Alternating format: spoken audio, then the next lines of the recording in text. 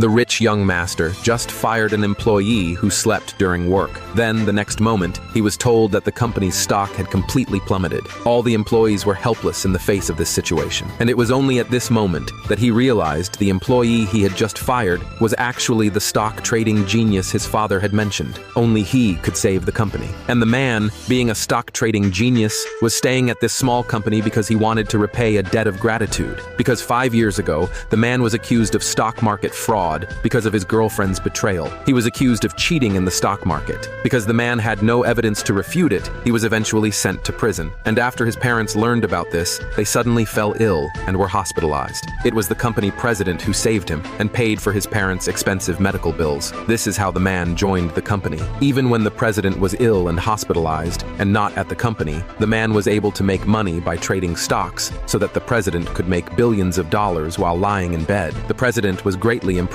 by the man. Due to his illness, he temporarily entrusted the company to his son, but he instructed his son to treat the man well. What he didn't expect was that his son agreed to everything on the surface, but in reality, he didn't trust the man's status as a stock trading genius. He thought that, because he had studied abroad, he couldn't believe in stock traders from China, and he had invited a very famous foreign stock trading master. So, on his first day at work, he fired a few employees just because they didn't show him the proper respect, because they didn't bow respectfully to him. Then, he went to the office and saw the man lying there, sleeping. This made him very angry. He immediately wanted to fire the man. The man wasn't even flustered. Instead, he calmly asked the rich young master Edward if the president knew about this, because the man knew that with his own abilities, the president would never fire him. But unexpectedly, Edward was very confident and said plainly that the company was now under his management. He could fire anyone he wanted. The man tried to persuade Edward, but was mocked by the stock trading master, Lucy, that Edward had brought with him. It wasn't until he saw Lucy's face that the man was stunned, because this stock trading master was none other than the girlfriend who betrayed him 5 years ago. The man didn't want to see his enemy again. Seeing that Edward was determined, he didn't want to argue with Edward anymore. So, he took out the contract he had signed back then and demanded from Edward the salary he was owed for the years he had worked at the company. He said that the salary he had signed for back then was $100 million,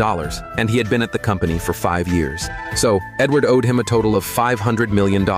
Edward didn't believe it. He thought the man was just an ordinary employee and wondered how it was possible that he had signed such an expensive salary with him. He believed that the man was taking advantage of the president's absence to deceive him. Not only was he unwilling to pay the salary, but he even wanted to deduct the man's pay because the man slept during work. Edward was very pleased with himself, thinking he had fired the company's parasite. Little did he know how much he would regret it in the future. Just as the man was about to leave the company, Edward was told that the company's stocks had not only risen to their maximum limit, but Mike, who had bought stocks in the company earlier, was now live streaming his suicide attempt because of huge losses. He was broadcasting his intention to jump off a building, and because of the impact of this live stream, the company's partners had already seen it. If they didn't stop it in time, the company would soon lose $1 billion.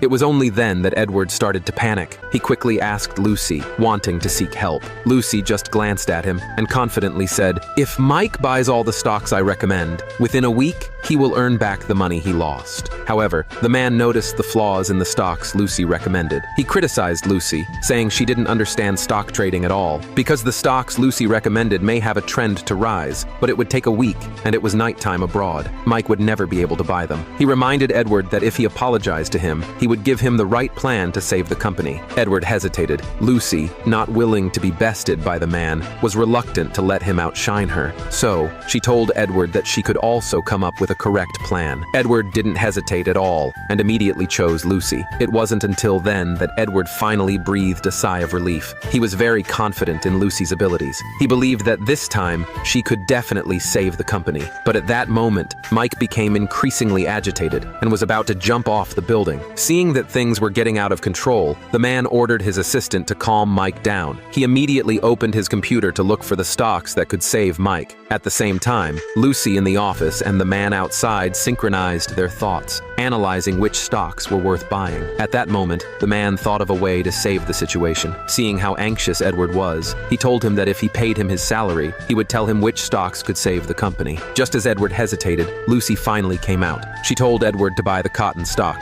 It would definitely surge within an hour. Edward immediately instructed his assistant to inform Mike, but the man stopped him. He angrily criticized Lucy because he knew that stock would definitely lose money. He blamed Lucy for only seeing the surge surface and not screening the information properly. Seeing the man's confident demeanor, Lucy knew she had lost, because she had randomly chosen it and couldn't come up with any other ideas. Reluctantly, Lucy and Edward had no choice but to ask the man for help and promised to settle the man's salary. After receiving his salary, the man finally told them which stock to buy. When Mike got the news, his emotions finally calmed down, but he was only willing to give the man half an hour. Everyone was nervously watching the stock information on the screen. Everyone's heart was filled with tension.